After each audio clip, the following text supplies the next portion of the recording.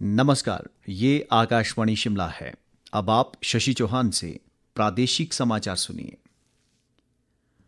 प्रदेश के अनेक स्थानों पर बादल फटने और बाढ़ से 5 लोगों के बहने का समाचार है, जिनमें 2 के शव बरामद कर लिए गए हैं। इसके अलावा 6 लोगों के लापता होने की भी सूचना है।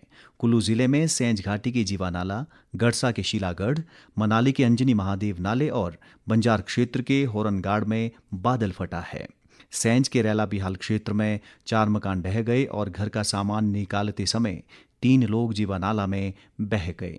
अधिक ब्यौरे के साथ हमारे कुल्लू जिला संवाददाता।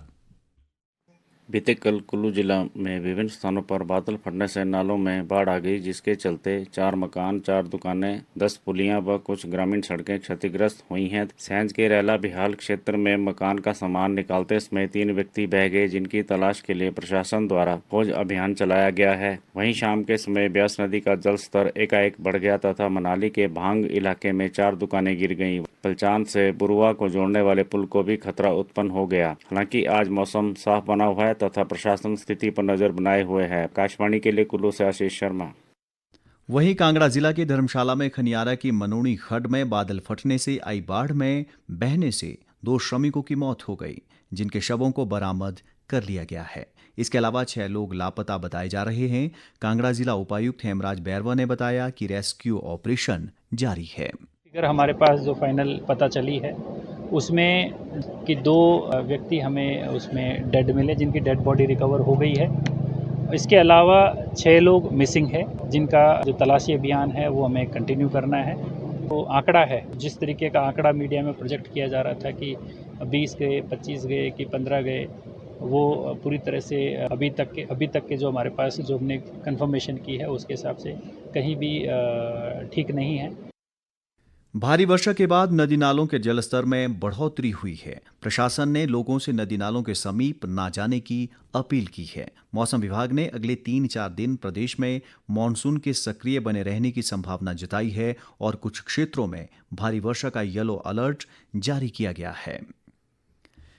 इस बीच मुख्यमंत्री सुखविंदर सिंह सुक्खू ने भारी बारिश के कारण प्रदेश के कई जिलों में जान माल के नुकसान को लेकर सभी जिलों के प्रशासनिक अमले को राहत व बचाव कार्य में तेजी लाने के निर्देश दिए हैं। मुख्यमंत्री स्वयं स्थिति पर नजर बनाए हुए हैं। उन्होंने प्रदेशवासियों व पर्यटकों से अपील की है कि मौसम की स्थिति को देखते हुए सतर्कता बरतें और नदी नालों और भूस्खलन संभावित क्षेत्रों के पास न जाएं।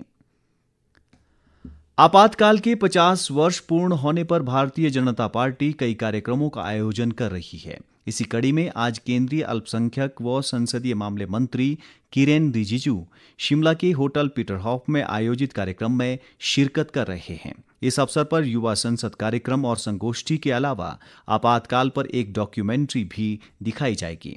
भाजपा प्रदेश अध्यक्ष राजीव बिंदल और नेता प्रतिपक्ष जयराम ठाकुर विशेष रूप से उपस्थित रहेंगे। इससे पूर्व किरेन रिजिजू ने मुख्यमंत्री सुखविंदर सिंह सुक्खू से ओक ओवर में शिष्टाचार भेंट की।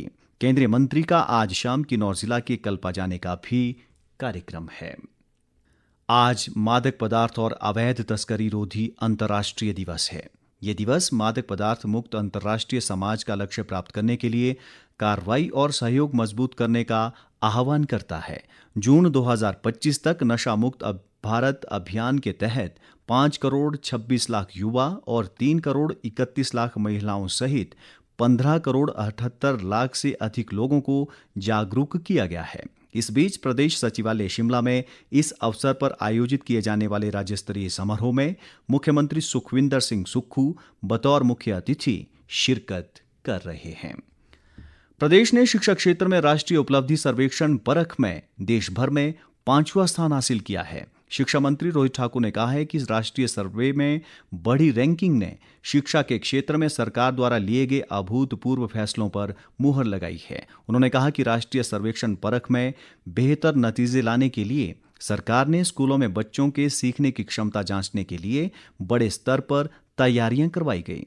गौरतलब है कि NCERT ने देश भर में सर्वेक्षण करवाया था, जिसमें प्रदेश के 1215 स्कूलों के 27,559 बच्चे शामिल हुए थे। इसी के साथ ये समाचार बुलेटिन समाप्त हुआ। हमारा अगला बुलेटिन आप सुन सकते हैं दोपहर बाद 3 बजे। नमस्कार।